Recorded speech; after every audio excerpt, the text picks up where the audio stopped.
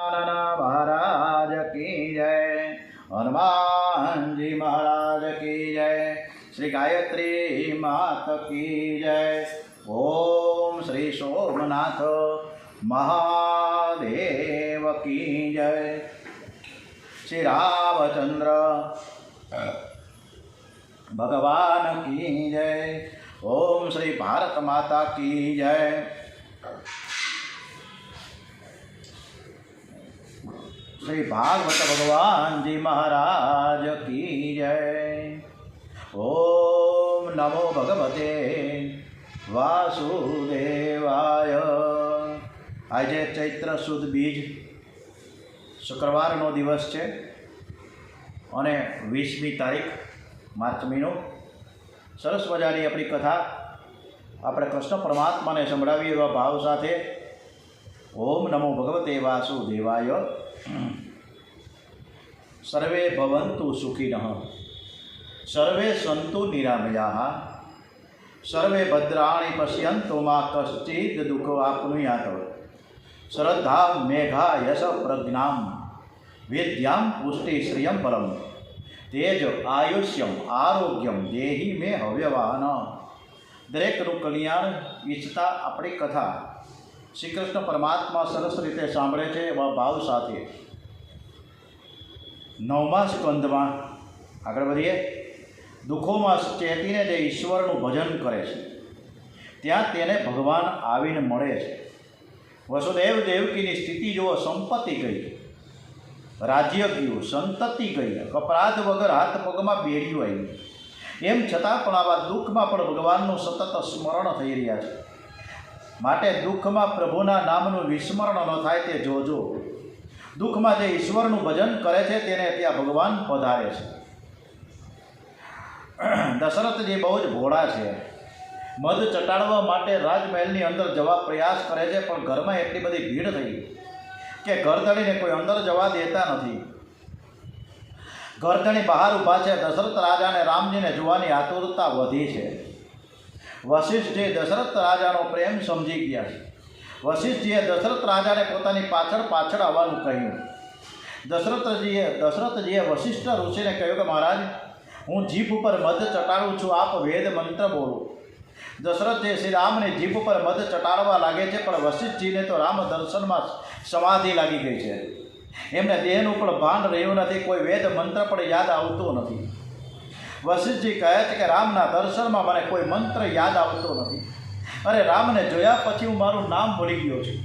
જ્યારે દર્શનમાં નામ ભૂલાય છે ત્યારે દર્શનનો આનંદ અતિ વિશેષ આવે છે। વશિષ્ઠ ઋષિને સમાધિ લાગી ગઈ, તેઓ પોતાનું નામ ભૂલી ગયા છે। લૌકિક નામ રૂપીની પૂર્ણ વિસ્મૃતિ થાય ત્યારે બ્રહ્મ દર્શન થાય છે। વશિષ્ઠજી બ્રહ્મ દર્શનમાં લીન છે। બીજા બ્રાહ્મણો મંત્રો બોલે છે અને દશરથ રાજા મધ ચટાડે છે। દશરથ રાજાને પ્રજા પ્રાણ કરતાં પણ પ્યારી છે। એઓએ બહાર રામના દર્શન કરવા ખૂબ જ ભીડ જોઈ વિચાર કરે કે આ બધા જ લોકો અંદર જઈને દર્શન બરાબર નહીં કરી શકે, અને તેથી કૌશલ્યા મને કહ્યું કે મહારાણી, મારી એવી ઈચ્છા છે કે તમે બહાર આંગણામાં આવીને રામને ગોદમાં લઈને બેસો, બધા તેના દર્શન કરી શકે। આ બધા જ મારા રામને દર્શન આશીર્વાદ આપવા માટે આવ્યા છે। આ બધાના આશીર્વાદથી બાળક સુખી થશે। આજે કોઈને નારાજ ન કરશો। કૌશલ્યામાં રામને લઈને આંગણામાં આવ્યા છે। એઓ રામને ગોદમાં લઈને બેઠા છે। અયોધ્યાની પ્રજા રામલલાના દર્શન કરે છે। રામ દર્શનમાં સૌને એવો આનંદ થયો કે કોઈને ભૂખ લાગતી નથી, કોઈને પાણી પીવાની ઈચ્છા થતી નથી। ઉત્સવના દિવસે પરમાત્માના દર્શન કરતાં ભૂખ તરસ ભૂલાય તો જ ઉત્સવ સફળ થાય છે। શ્રી રામના દર્શન કરીને અયોધ્યાની પ્રજા કૃત્ય થઈ ગઈ છે।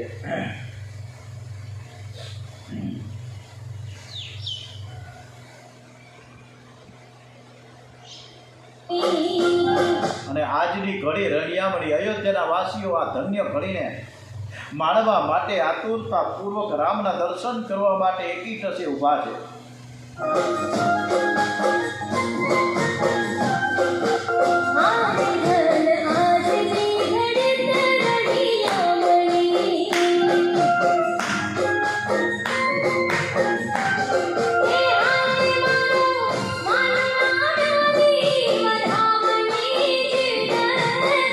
I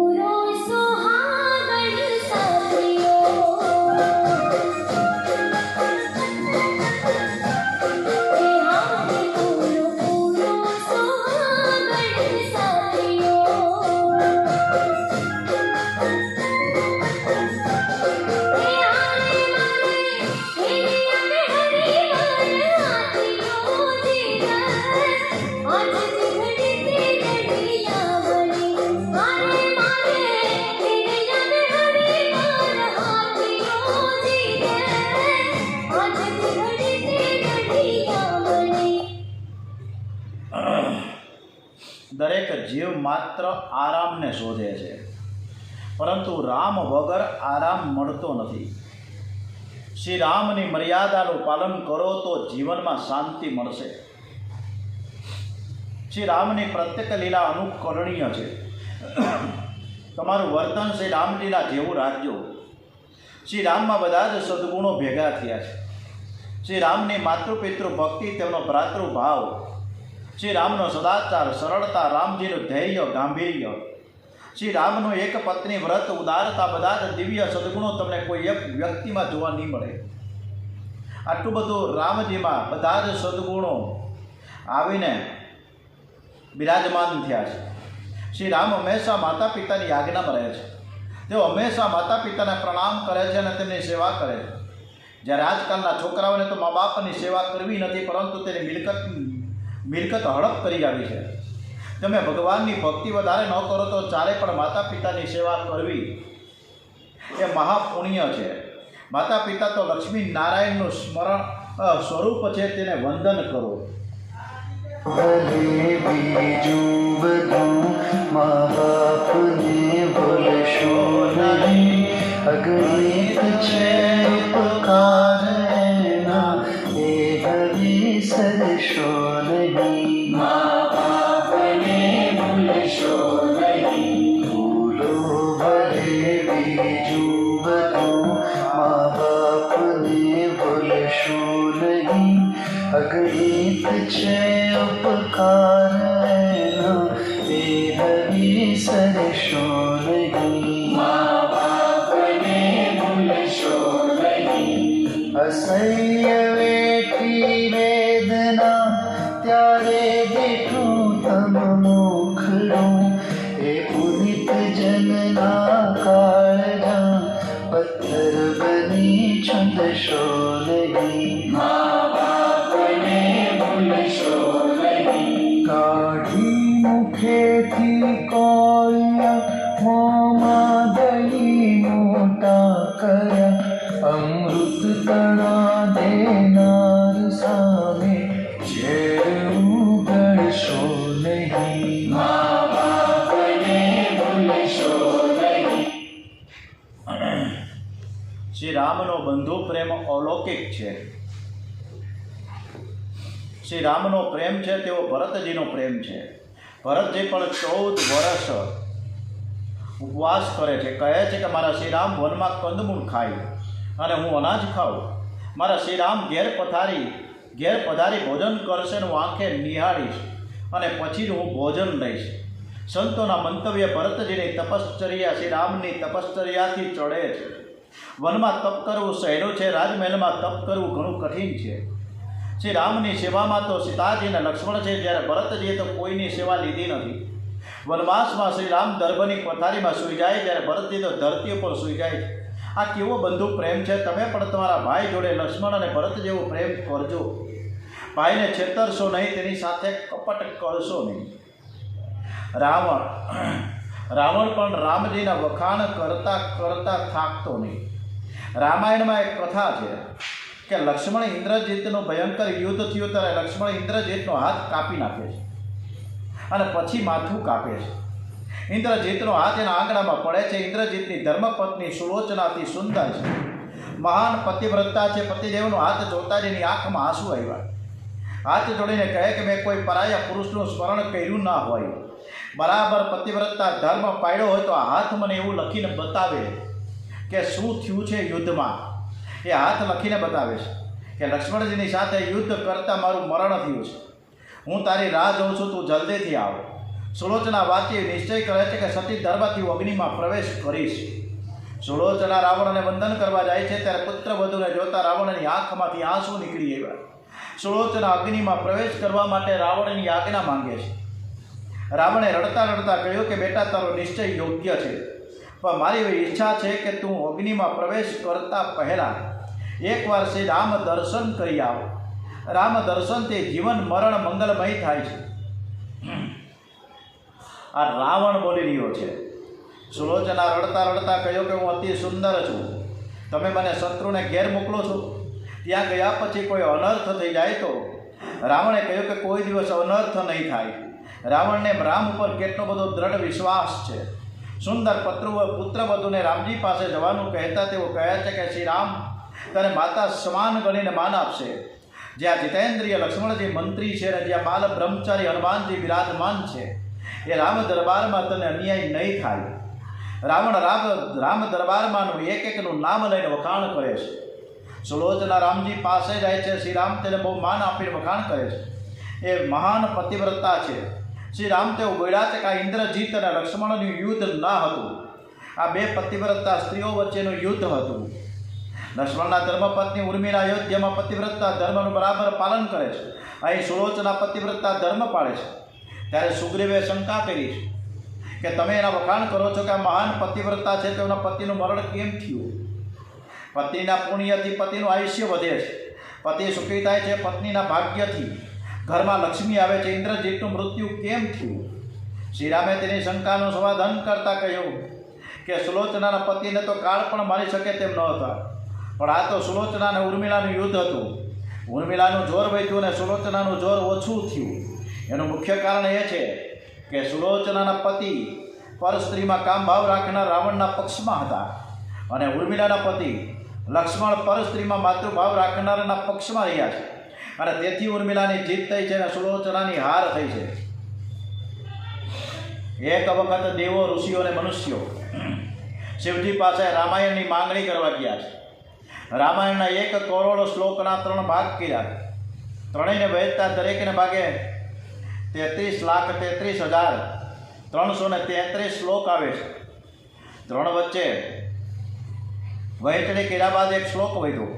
આ શ્લોક માટે ત્રણેય જણા ઝઘડવા લાગ્યા. શિવજીને ઝઘડો ગમતો નથી, કેમ કે જ્યાં યુદ્ધ, વેર, સ્વાર્થ, વાસના, વિષમતા નથી ત્યાં જ રામ અવતાર ધારણ કરે છે. શિવજી કહે છે શ્લોક 1 છે ને લેનારા 3 છે, એટલે હું 1 શ્લોકના અક્ષરો ગણીને તમારી વચ્ચે વહેંચી દઈશ. અને આ શ્લોકમાં 32 અક્ષરો છે, તેમાંથી દરેકને 10-10 અક્ષરો વહેંચી દઉં. બાકીના 2 અક્ષરો વધ્યા એ હું મારી પાસે રાખીશ. આ 2 અક્ષરો હું કોઈને નહીં આપું. આ 2 અક્ષરો મારા કંઠમાં રાખીશ. વધેલા 2 અક્ષરો છે એ રામ. શિવજીએ બધું આપ્યું પણ કોઈને રામ ન આપ્યા. શિવજીને જેમ પણ તમે પણ રામને તમારા કંઠમાં, હૃદયમાં રાખજો. શિવજી રામ નામનો આશરો લે છે. તે હંમેશા રામ નામ અમૃતનું પાન કરે છે, તેથી તેમને ઝેર પણ અસર કરતું નથી. ભગવાન શંકર રામાયણના આચાર્ય કહેવાય છે. શિવજીએ જગતને બોધ આપ્યો છે કે હું ઝેર પી ગયો પણ રામ નામના પ્રતાપથી મને કાંઈ ન થયું. જીવનમાં ઝેર પીવાના અનેક પ્રસંગો આવે છે. જ્યારે ઝેર પીવાનો પ્રસંગ આવે ત્યારે પ્રેમથી શ્રી રામ જય રામ જય જય રામ, શ્રી રામ જય રામ જય જય રામ રામ ધૂન કરો. સંસારમાં પણ નિંદા, વ્યાધિ વગેરે ઝેર છે. બાળવા આવે ત્યારે રામ નામનો જપ કરજો તો દરેક દુઃખ છે એ જતું રહેશે. રામ મહેલને છોડશો તો ઝૂંપડીની જરૂર પડશે. સારા કપડાં પહેરવાનું છોડશો તો પણ લંગોટીની જરૂર પડશે. સારું ખાવાનું છોડી દેશો તો પણ કંદમૂળ તો ખાવા જ પડશે. માટે રાજ્ય છોડવાની જરૂર નથી. કામ, ક્રોધ, લોભ, આસક્તિ વગેરે છોડવાના છે. વૈરાગ્ય અંદર હોવો જોઈએ, જગતને બતાવવા માટે નહીં. સાધુ નહીં પણ સરળ થવાની જરૂર છે. સુખી થવું હોય તો ચાલશે, ભાવશે, ફાવશે અને ગમશે. આ યાદ રાખજો. પ્રભુ જે સ્થિતિમાં રાખે તેમાં સંતોષ માનવો. જ્ઞાની પુરુષો પણ પ્રારબ્ધ ભોગવે છે. શ્રી રામનો વૈરાગ્ય દૂર થયો છે. એ જ સમયે વિશ્વામિત્ર પોતાના આશ્રમમાં યજ્ઞ કરતા હતા. તેમણે યજ્ઞમાં મારીચ, સુબાહુ વગેરે રાક્ષસો વિઘ્ન કરતા હતા. વિશ્વામિત્રે વિચાર્યું રાક્ષસોનો નાશ કરવા રામજી કરી શકશે, બીજાથી થઈ શકશે નહીં, અને તેથી તેઓ રામ લક્ષ્મણને તેડવા માટે અયોધ્યા આવ્યા છે. સરયુ ગંગાને વંદન કરી તેમાં સ્નાન કર્યું છે. તમે કોઈ પણ તીર્થમાં જાઓ ત્યાં તીર્થદેવને વંદન કરીને સ્નાન કરજો. કોગળા કરતાની કોગળા કરવાથી પાપ લાગે છે. તીર્થે પાણી નથી. સરયુજીના મહિમાનો કોણ વર્ણન કરી શકે? કોટી કલ્પ કાશી વસે, કોટી કલ્પ કાશી વસે, મથુરા કલ્પ 1000. એક નિમિષ સરયુ વસે તો તુલી ન તુલસીદાસ સિયાવર રામચંદ્ર ભગવાન કી જય, પવન પુત્ર હનુમાન કી જય. વિશ્વામિત્ર સરયુ ગંગામાં સ્નાન કરી મહારાજના દરબારમાં આવ્યો. દશરથે ઉઠીને વિશ્વામિત્રજીને વંદન કરીને તેમનું પૂજન કર્યું છે. વિશ્વામિત્રજીએ આશીર્વાદ આપ્યા છે. પછી કહ્યું કે રાક્ષસો મારા યજ્ઞમાં વિઘ્ન કરે છે, તેથી રામને લક્ષ્મણને મારા યજ્ઞનું રક્ષણ કરવા માટે તમે મોકલો. વિશ્વામિત્રે રામજીની માગણી કરી. દશરથ રાજા ગભરાઈ ગયા. મારા રામને તમે લઈ જશો? દશરથજી કહે છે કે બાળકો બહુ નાના છે, કહો તો હું આપની સાથે આવવા તૈયાર છું. પણ વિશ્વામિત્ર કહે ના, મારે તો રામને લક્ષ્મણને લઈ જવા છે, મારે એનું કામ છે. દશરથજી ખૂબ દુઃખી થયા. એમને ખાતરી છે કે જળ વિના માછલો કદાચ જીવી શકે, પણ રામ વિના દશરથ નહીં જીવી શકે. અને તેથી કહે ગુરુજી, મારો રામજી મારાથી દૂર જશે તો મારા પ્રાણ ટકશે નહીં. તમે માંગો તો મારું રાજ્ય આપું, મારો પ્રાણ આપું. રામ સિવાય તમને ગમે તે આપવા હું તૈયાર છું, પણ રામ દેત નહીં બનહી ગોસાઈ. રામ વગર હું એક સરળ પણ જીવી શકીશ નહીં. વશિષ્ઠજીએ દશરથજીને કહ્યું કે રામના જન્માક્ષર જોતા લાગે છે કે આ વર્ષમાં રામના લગ્નના યોગ છે. આ વર્ષમાં કુમારોના પણ લગ્નનો યોગ છે, માટે તેમને મોકલો અને સર્વ કુશળ થશે. દશરથજી રામના લગ્નની વાત સાંભળી રાજી થઈ ગયા. એમણે રામ લક્ષ્મણને સભામાં બોલાવ્યા છે. રામ લક્ષ્મણે આવીને પ્રણામ કર્યા છે. દશરથજીએ કહ્યું કે તમારે વિશ્વામિત્રના યજ્ઞનું રક્ષણ કરવાનું છે. રામે કહ્યું કે જેવી આજ્ઞા કહીને જવા તૈયાર થયા છે. કૌશલ્યાજીએ વિશ્વામિત્રને કહ્યું કે મારા રામને માખણ મિશ્રીને ખવડાવજો. રામ લક્ષ્મણ વિશ્વામિત્રજીની સાથે પધાર્યા. એ વખતે રામજી કેવા દેખાતા હતા? અરુણ નયન ઉર બાહુ વિશાલા, નીલ જલજ ધનુ વનુ શ્યામ તમાલા, કટિપટ પિતકરો બર ભાથા, રુચિર ચાસબ સાયક દુ હાથા. વિશ્વામિત્ર એટલે વિશ્વના મિત્ર. વિશ્વસ્ય મિત્રમ ઇતિ વિશ્વામિત્ર. પાણીની આ પ્રમાણે અર્થ કર્યો છે કે અથવા વિશ્વ જેનો મિત્ર છે તે વિશ્વામિત્ર. જગતનો મિત્ર છે જીવ. જીવ એટલે કે મનુષ્ય મિત્ર થાય એટલે શબ્દ બ્રહ્મ એની પાછળ આવે છે, અને એની પાછળ પરમ બ્રહ્મ પણ આવે છે. તમે જગત મિત્ર થશો એટલે રામ લક્ષ્મણ તમારી પાછળ આવશે. રામ એ પરમ બ્રહ્મ છે અને લક્ષ્મણ એ શબ્દ બ્રહ્મ છે. વિશ્વામિત્રની પાછળ રામ લક્ષ્મણ ચાલે છે. રસ્તામાં ત્રાટકાનો વિધાર કર્યો છે. વિશ્વામિત્રે અતિ બલા રામ લક્ષ્મણને આપી છે, જેથી ભૂખ અને તરસ ન લાગે. શ્રી રામ અજાન બાહુ છે, તેમના બંને હાથ ઘૂંટણે પહોંચ્યા છે. કોઈ કે પૂછ કે પ્રભુ આપે હાથ આટલા બધા લાંબા કેમ રાખ્યા છે? પ્રભુએ જવાબ આપ્યો કે મારા ભક્તોમાં કોઈ જાડો ભક્ત હોય તો તેને બાથમાં લેવા માટે મારે હાથ લાંબા તો રાખવા પડે ને. રામ રીંછને ભેટ આપે છે, રામ વાનરોને ભેટ આપે છે. રામજી સર્વો પર પ્રેમ રાખે છે. રામજી હંમેશા ધનુષ્ય બાણ સાથે રાખે છે. ધનુષ્ય બાણ વગર રામના દર્શન કોઈ ઠેકાણે નથી. રાજ્યાસન પર બેઠા હોય કે મહેલમાં સીતાજી પાસે બેઠા હોય ત્યારે પણ ધનુષ્ય બાણ સાથે જ હોય. ઉપનિષદમાં ધનુષ્યને ઓમકારની ઉપમા આપી છે. ઓમકાર એટલે જ્ઞાન. જ્ઞાન એ જ ધનુષ્ય છે. વિવેક એ બાણ છે. ધનુષ્ય બાણને હંમેશા સજ્જ રાખજો, કારણ કે રાક્ષસો કામ, ક્રોધ, લોભ વગેરે તમારી પાછળ પડ્યા છે અને તમને મારવા આવે છે, એટલે ધનુષ્ય બાણ હોવા જરૂરી છે. રામનું સ્વરૂપ અદ્ભુત છે. સુપર્ણખા રાક્ષસી હતી, છતાંય રામને જોતા તેને રામ મારા પતિ બને એવી ઈચ્છા થઈ. આપણા હૃદય રાક્ષસો કરતાં પણ કઠોર વિના છે કે રામને પતિ બનાવવાની ઈચ્છા થતી નથી. વિશ્વામિત્ર યજ્ઞ કરે છે અને યજ્ઞના ચારેય દરવાજે રામ લક્ષ્મણ પહેરો ભરે છે. રાક્ષસો જે દરવાજે જાય છે તે દરવાજે તેઓને રામને લક્ષ્મણ દેખાય છે. વિશ્વામિત્રજી યજ્ઞમાં આહુતિ આપે છે, પણ નિહાળે છે રામ લક્ષ્મણને. યજ્ઞ કરવા બેઠા છે ને નજર રામચંદ્રજી ઉપર છે. શ્રુતિ વર્ણન કરે છે અગ્નિ એ ઠાકોરજીનું મુખ છે. અગ્નિમુખથી પરમાત્મા આરોગ્ય છે. અગ્નિની જ્વાળા એ ઠાકોરજીની જીભ છે. બ્રાહ્મણો વેદ મંત્રનો ઉચ્ચાર કરી અગ્નિમાં આહુતિ આપે છે. વિશ્વામિત્ર રામ લક્ષ્મણના દ્રષ્ટિએ સ્થિર રાખી યજ્ઞ કરે છે. મનનો ભેદ દૂર કરવા માટે યજ્ઞ કાર્ય કરવાના હોય છે. યજ્ઞ, સ્વાધ્યાય, તપ, ધ્યાનનું ફળ છે મનશુદ્ધિ, અને મનશુદ્ધિનું ફળ છે પરમાત્માના દર્શન. એટલે વિશ્વામિત્ર વિચાર કરે કે મારા યજ્ઞનું ફળ તો મારા દ્વારે છે અને હું અત્યારે ધુમાડો ખાઉં છું. વિશ્વામિત્રે યજ્ઞનો આરંભ કર્યો. એની ખબર રાક્ષસોને પડી, એટલે રાક્ષસો વિઘ્ન કરવા દોડી આવ્યા. વારંવાર રામજીના દર્શન કરતા મારીચનો સ્વભાવ બદલાય છે. જેના દર્શનથી સ્વભાવ બદલાય એ ઈશ્વર. મારીચ વિચાર કરે કે આજે વિશ્વામિત્રના યજ્ઞમાં વિઘ્ન કરવાનું મન કેમ થતું નથી? આજે મારા મનમાં દયા કેમ આવે છે? આ બાળકોને જોઈ મારું મન કેમ પલટાઈ જાય છે? આ બાળકોને જોવાની ઈચ્છા વારંવાર કેમ થાય છે? મારી જ રાક્ષસ છે, છતાં પણ રામના દર્શન કરવાથી તેની બુદ્ધિ સુધરી છે. આજકાલ લોકો રામના દર્શન કરવા જાય છે, પણ રામના દર્શન કર્યા પછી તેની બુદ્ધિ સુધરતી નથી. અને જ્યારે બુદ્ધિ ન સુધરે ત્યારે માનવું કે હું રાક્ષસ કરતાં પણ અધમ છું. 6 દિવસ અને 6 રાત્રિ રામ લક્ષ્મણે જાગરણ કરીને વિશ્વામિત્રના યજ્ઞનું રક્ષણ કર્યું છે. વિશ્વામિત્રનો યજ્ઞ એમ કેમ પૂર્ણ થાય છે? વિશ્વામિત્રે રામ લક્ષ્મણને આશીર્વાદ આપ્યા છે. અને એ વખતે જનકપુરીમાંથી પત્રિકા આવી કે સીતાજીનો સ્વયંવર છે, વિશ્વામિત્રજીને આમંત્રણ છે. વિશ્વામિત્રજી રામ લક્ષ્મણને જનકપુરી જવા નીકળ્યા છે. રસ્તામાં અહલ્યાજીનો આશ્રમ આવ્યો છે. ગૌતમ મુનિના શ્રાપથી અહલ્યાજી શિલા વિનાતા રસ્તામાં તે શિલા આવતા વિશ્વામિત્રે શ્રી રામને આજ્ઞા કરી કે આ શિલાને ચરણથી તમે સ્પર્શ કરો, જેથી તેનો ઉદ્ધાર થાય. શ્રી રામે કહ્યું કે ગુરુજી, મારો નિયમ છે કે કોઈ સ્ત્રીને સ્પર્શ કરવો નહીં. હું દૂરથી વંદન કરીશ, સ્પર્શ કરીશ નહીં. ત્યારે વિશ્વામિત્રે કહ્યું કે તમારા વંદનથી તેનો ઉદ્ધાર નહીં થાય. તમે ચરણ સ્પર્શ કરશો ને તો જ એનો ઉદ્ધાર થશે. શ્રી રામે કહ્યું કે ગુરુજી, કોઈ સ્ત્રીને સ્પર્શ કરું તો મને પાપ લાગે. શ્રી રામ પરમાત્મા છે, છતાં તેઓ કહે છે કે મને પાપ લાગે. જ્યારે આજકાલના લોકોને તો જરાય પાપની બીક નથી. પાપની બીક રાખજો. જે પાપની બીક રાખે છે, જે પાપ છોડે છે, તે નિર્ભય બને છે. રામજીની કોઈ લીલામાં મર્યાદાનો ભંગ નથી. રામજી ઊભા છે અને એ સમયે ત્યાં પવન આવ્યો અને એને લીધે રામના ચરણની રજ ઉડીને અહલ્યા રૂપી શિલા ઉપર પડીને શિલામાંથી અહલ્યા બેઠી થઈ ગઈ. બોલીએ શ્રી રામચંદ્ર ભગવાન કી જય.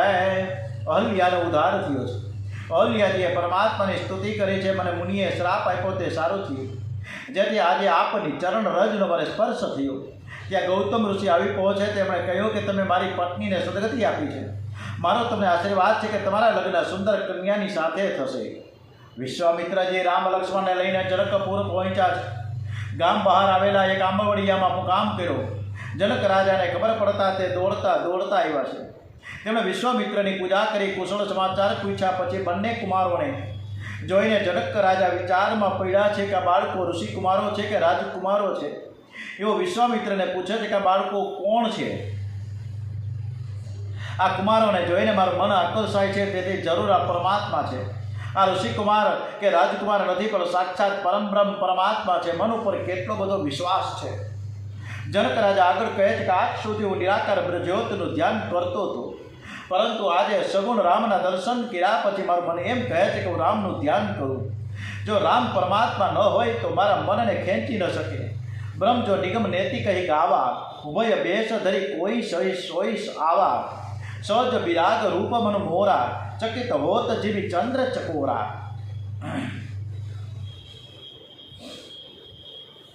જનક રાજા કહે છે કે રામ મારા મનનું આકર્ષણ કરે છે, તેથી ઈશ્વર હોવા જોઈએ. એને ઈશ્વર સિવાય બીજું કોઈ મારા મનનું આકર્ષણ કરી શકે નહીં. શ્રી રામે વિશ્વામિત્રને ઇશારો કર્યો. મારી જાહેરાત ન કરો, મારે જાહેર થવું નથી. વિશ્વામિત્રજીએ છુપાયું કે નાના, એવું કંઈ નથી. તમારી વૃત્તિ બ્રહ્માકાર છે, એટલે તમને એવું લાગે છે કે બાકી તો આ દશરથ રાજાના 2 રાજકુમારો છે, એ મારા યજ્ઞનું રક્ષણ કરવા માટે આવ્યા છે. પ્રાતઃકાળ થતાં પ્રથમ લક્ષ્મણજી અને પછી રામજીને છેલ્લા વિશ્વામિત્રજી જાગે છે. વિશ્વામિત્રજી સ્નાન કરીને શાલિગ્રામ ભગવાનની પૂજા કરવા બેઠા છે. રામ લક્ષ્મણને પૂજા માટે બગીચામાંથી ફૂલ અને તુલસી લેવા મોકલ્યા છે. બંને ભાઈઓ બગીચામાં ફૂલ અને તુલસી લેવા જાય છે. માળીની રજા વગર બગીચામાંથી ફૂલ તુલસી લઈએ તો ચોરી કરવાનું પાપ લાગે, તેથી શ્રીરામ માળીને કાકા સંબોધનથી બોલાવે છે. માળી કહે છે કે હું આપનો નોકર છું. રામ કહે, ભલે તમે નોકર હો, પણ ઉંમરમાં અમારાથી મોટા છો અને તમે અમારા પિતા સમાન છો. જ્યારે રામ આવું બોલ્યા કે માળીની આંખમાંથી આંસુ નીકળી આવ્યા. ક્યાં દશરથ મહારાજ અને ક્યાં જીવ. શ્રી રામ મને પિતા જેવો ગણે છે. શ્રી રામનો આવો વિનય જાણીને માળી વારંવાર એને વંદન કરે છે. માળી કહે છે કે આપ અહીં બિરાજો, હું ફૂલ અને તુલસી લઈ આવું. રામે કહ્યું કે તમે ફૂલ અને તુલસી લઈ આવો તો તમારી સેવા ગણાય. મારે ગુરુદેવની સેવા કરવી છે. સેવામાં ચતુરાઈ ન કરવી, સેવા જાતે જ કરવી. રામ લક્ષ્મણ જાતે ફૂલ અને તુલસી લેવા જાય છે. રામ લક્ષ્મણ પ્રથમ તુલસીને વંદન કરે છે. તુલસીની ઝાડ નથી. આપણા સનાતન ધર્મમાં 3-4 તત્વો બહુ જ શ્રેષ્ઠ છે. ગાય માતા પશુ નથી. ગંગાજી, યમુનાજી, નર્મદાજી એ પાણી નથી. તુલસીનું લગ્ન ભગવાન સાથે થયું છે. તુલસી રાધાજીનો અંશ છે. તુલસી પરમાત્માની દિવ્ય શક્તિ છે. દ્વાદશીના દિવસે તુલસી તોડવાની. વૈષ્ણવ દ્વાદશીને માટે એકાદશીના દિવસે તુલસીજી અલગ રાખે. તુલસીને વંદન કર્યા વગર તોડવા નહીં. સાયંકાળ પછી તુલસીને સ્પર્શ કરવો નહીં. સાયંકાળ પછી તુલસીજી રાસ રમવા જાય છે. તુલસીને નખથી તોડે તેને બહુ પાપ લાગે. જ્યારે તોડો ત્યારે પ્રણામ કરીને કહો કે ઠાકોરજીના ચરણાબિંદમાં તમને પધરાવવા માટે તોડવાની આજ્ઞા આપો. સ્ત્રીનો ધર્મ છે કે રોજ તુલસીજીને પાર્વતીજીની પૂજા કરે તો અખંડ સૌભાગ્ય તેમજ સુપુત્રની પ્રાપ્તિ થાય છે. રામજી ફૂલ તુલસી લેતા હતા અને એ જ સમયે બાગમાં સીતાજી પણ આવ્યા છે અને ત્યાં રામ અને સીતાની દ્રષ્ટિનું મિલન થાય છે. આ કથા તુલસીદાસજી લાવ્યા છે. વાલ્મીકી ભાવાર્થ, આનંદ કે અધ્યાત્મ વગેરે રામાયણમાં કથા આપવામાં આવેલી નથી. ઓમ શ્રી રામચંદ્ર ભગવાન કી જય. શ્રી કૃષ્ણ કનૈયા લાલ કી જય. ઓમ શ્રી ગણપતિ મહારાજ કી જય. શ્રી હનુમાનજી મહારાજ કી જય. ઓમ નમો ભગવતે વાસુદેવાય. શ્રી ભારત માતા કી જય.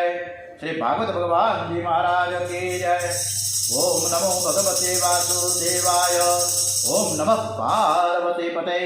હર હર મહાદેવ હર.